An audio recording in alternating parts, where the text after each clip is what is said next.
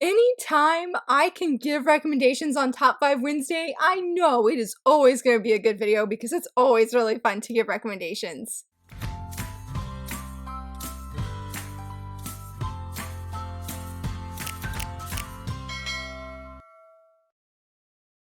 Hello friends, happy Wednesday. It is the first Top 5 Wednesday in the month of May. I'm pretty shocked it's May. Lots of big events coming up this month, including the kickoff of my shoujo event. Come back this Friday and go vote for shoujo manga from this form that I have from recommendations that you guys gave that you want me to read this summer. But let's get back to Top 5 Wednesday in a nutshell. Well, in case if you're not familiar with it, in a nutshell, basically each week I answer a prompt using 5 books, but in this case I do manga to reflect the said prompt. And today's prompt is a little bit of a pun because it's May you please read this, and sort of celebrating a new month, the month of May kicking off, we are just giving recommendations that we really would love people to read. So we're asking, may you please read this, and also may you have fun answering this prompt. I feel it's a little cringe, but it makes me really excited. So I am sharing 5 different titles that I really think that other people should check out, that they should try and read. For my number 1, it was my last read that I read last month. I was definitely influenced to pick this up, and that is The Tunnel to Summer, The Exit of Goodbyes. Ultramarine, I think, is the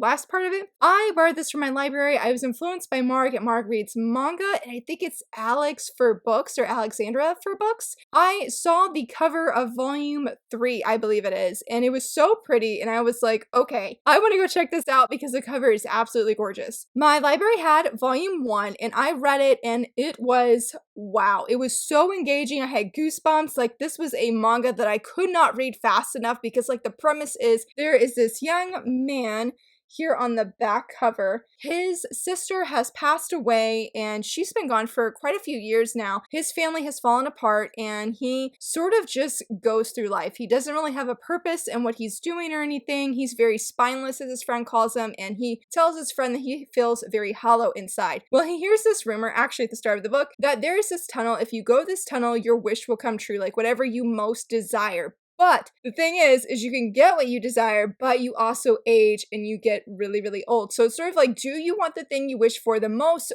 or do you like not want to wish for it and just be young? There's sort of that give or take, and he comes across this tunnel, and wow, it was just so gripping for his reasoning of what he wants or why he wants to find the tunnel, like when he's inside of it, I guess you'd say, because he finds the tunnel and he's sort of like, this has never been here. I've lived here my whole entire life. There's some really good mystery aspects to it where I'm like, what is gonna happen next? This young woman here is amazing. She can kick butt. Like, she's so fierce. I was like, dude, like, this character really surprised me in how she acts, what she does, and how she's really influencing the main character. Oh my goodness, I need more manga.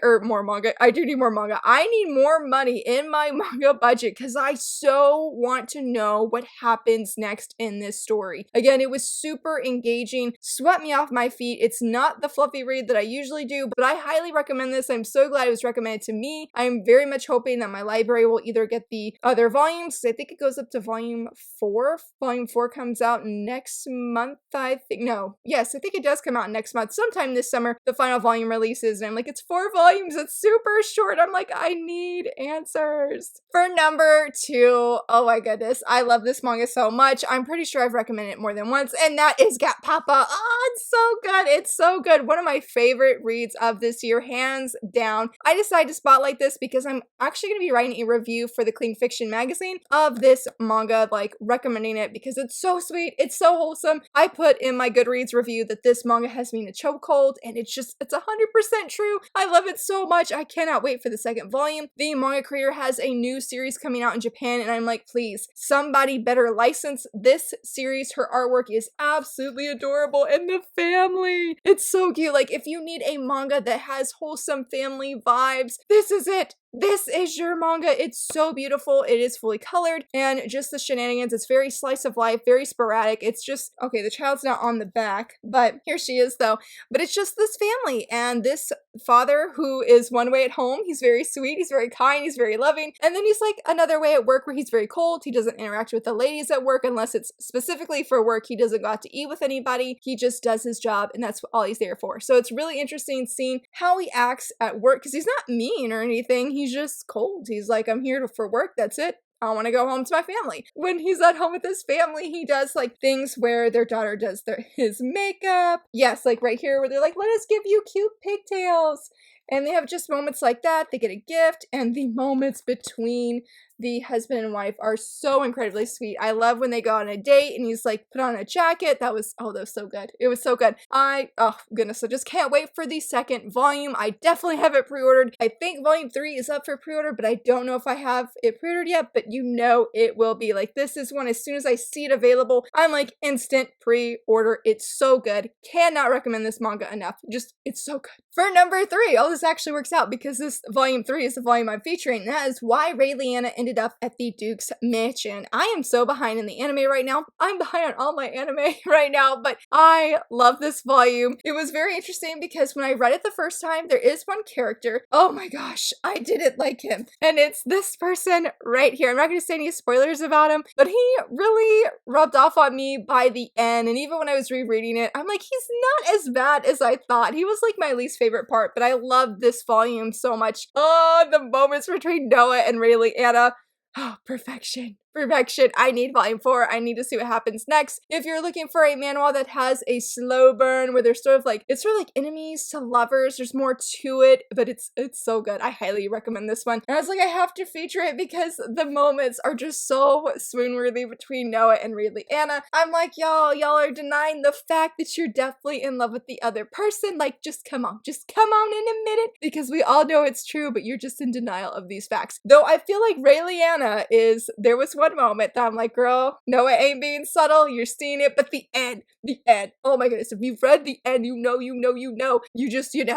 I'm like, we need the next volume immediately. I cannot wait to see what happens next. I highly recommend this series. If you dropped it because you're like, I don't know, then please pick it back up. I said, may you please read this, go with the prompt, go check this out, it is excellent. If you're like, well, I don't really have the funds to get this $20 manual, though totally worth the price, then definitely check out the anime. I'm behind, but I'm assuming it's still really good. The first episode was a very faithful adaptation of the manhwa, so I need to catch back up because this series has just swept me off my feet. It is so good. I gotta remember that this is not my reading wrap-up video. Haven't filmed that yet, but I'm excited to talk about these mangas. So anyway, for number 4, this is one of my favorite reads last month, and that is The Skulldragons' Precious Daughter. This was so cute. Shout out to my friend Maeve at Maeve Ever Reading on Instagram, because oh my goodness, she was like, hey, it's sort of like Rosie, has those vibes. Sold. I'm pretty actually sure now that I think about it, I think I did feature this in a previous Top 5 Wednesday video. I think it was in the Magic video, actually, I think. But this is so cute. I finally read it. Absolutely loved it. Oh my goodness. The ending as well. I actually, as soon as I finished this, I hadn't even read the bonus content. And I went and I voice messaged Maeve and I was like, what is this ending? It is such a sweet and wholesome read as well. If you like magical reads with, like you could say she's a witch and this dragon who's a father-like figure and a little bit of shenanigans and just greatness. Just absolute greatness. I know that probably doesn't say much, but this was truly a phenomenal first volume. Very, very eager and excited to read the second one. More people need to read it. The art is beautiful. Let's see if I can find a really cool panel. Look at the art style. Look at them when they're doing humor, or when there is humor in the manga. I love this character. He is one of my favorites. He is a very funny and interesting character. Definitely some serious moments as well, but it's a beautiful story, really, between like a father and daughter. It's just the father's a dragon and he's not an actual human, but it's so moving. Very beautiful parts. Very interested in seeing where it's going. Definitely highly recommend this one as well. For number 5, this one is a much more serious read. This is not my typical fluff, and that is My Girlfriend's Child. And I just want to give a heads up that this does have non-graphic nudity sex scene in the very beginning. I picked this up for a variety of reasons that I will, well, actually mainly for one reason that I will share in my reading wrap up. And I believe I had this in my top 10 anticipated shoujo releases of 2023. It was totally worth the hype. Well, it was worth it went above my expectations, and I've been very excited that people, especially on this Discord channel I'm part of, like numerous numerous people have picked it up and we've all really enjoyed it. This young man here is the MVP. Maybe I shouldn't say it like that, but we need more young men like him represent in fiction. He is so supportive of our main girl, Sachi. I was very, very moved by his story. It's about them as a couple. Yeah, they are a couple. They're in high school. Well, she starts feeling sick and she takes a pregnancy test and it turns out to be positive, and she's pretty much in shock, and that is the beginning of their story of what are they going to do. There were some emotional moments in this volume that were just like, I really felt Sachi's fear, her uncertainty. It's a very, very good first volume. It's not a fluffy read. I wouldn't say it's a happy read, but it's not a sad read either. It just has an interesting topic of teen pregnancy that I have not seen in another manga, and so I'm very interested in seeing, especially with the end, what Sachi is going to do. What is she going to tell her boyfriend? How are they going to move forward? What is going to happen? So I definitely recommend, if you're looking for a deeper story with really moving and touching art. Somebody had mentioned on Goodreads that there's not a lot of words, and I think that's really true. Like, here's the defining moment of when she sees that it's positive, and it was very interesting seeing her reactions and her thoughts too when it shows that she is pregnant. So it's such a fantastic volume. Oh, here's another. I love this panel. Very beautiful artwork. I forgot that's what I was originally talking about at first.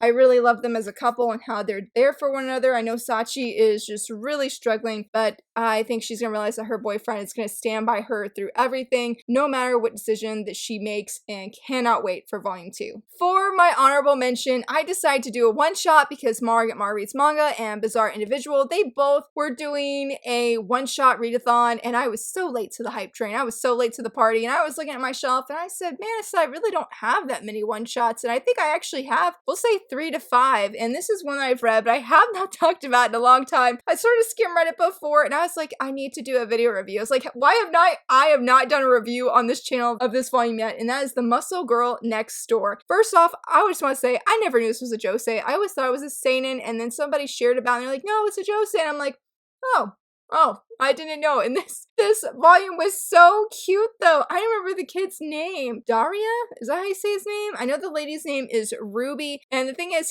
he's very weak. He's a very weak young man. He's very scrawny. And he feels very insecure that he feels that he's weaker than the girls around him. His next door neighbor, Ruby, though, works out. As you can see, she's very buff. She does it for her job. Well, he has a crush on her. And the thing is though, is because he has a crush on her, he comes across sort of rude-like because he gets really nervous. So he's very stoic and he's like, yeah, whatever, that's fine, great, yeah, whatever. Like, he has those kind of answers, but inside he is just head over heels for this woman, and it's very, very sweet seeing him grow closer to her, how he grows close to her. His friends really step in and help him to get closer to her. I love the ending, though I so wish we had more of this story because it was just such a fun one-shot. I was like, how did I forget this?